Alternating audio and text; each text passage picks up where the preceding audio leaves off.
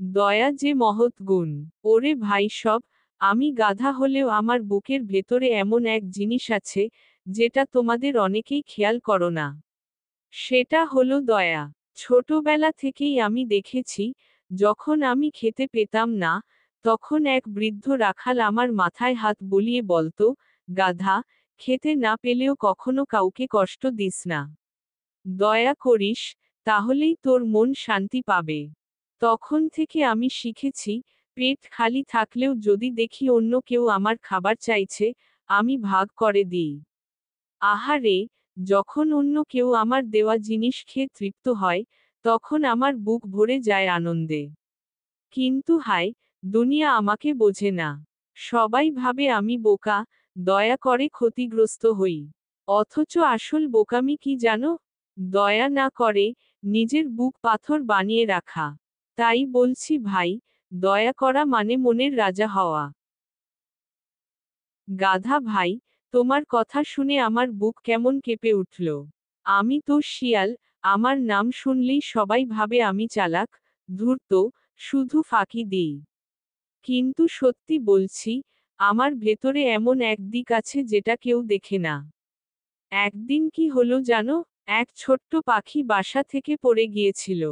আমার দাঁতে পানি চলে এলো, ভাবলাম খেয়ে ফেলি। কিন্তু হঠাৎ তার কাঁদতে কাঁদতে ডানা ঝাপটানো দেখে আমার বুক কেঁপে উঠল।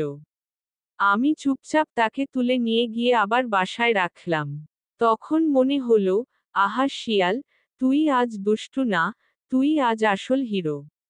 মানুষ ভাবে দয়া করলে ক্ষতি হয়, কিন্তু আসল ক্ষতি হয় দয়া না করলে।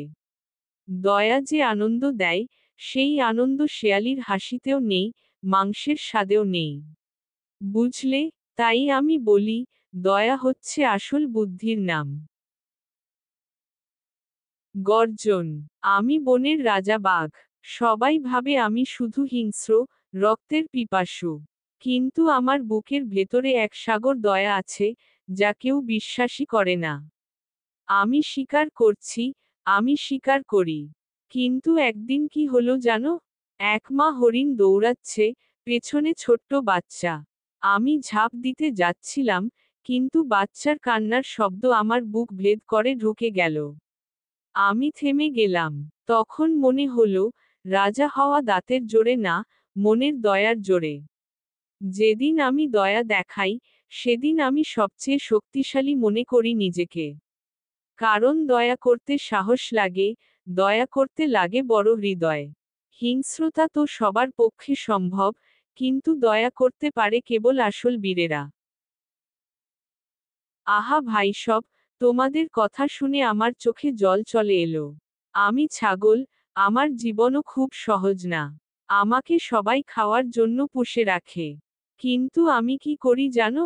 প্রতিদিন গাছের পাতা খাই, কিন্তু গাছটাকে পুরো শেষ করি না। কারণ আমি জানি, গাছটা যদি মরে যায়, তবে কাল আর আমার খাবার থাকবে না। এটাই দয়া।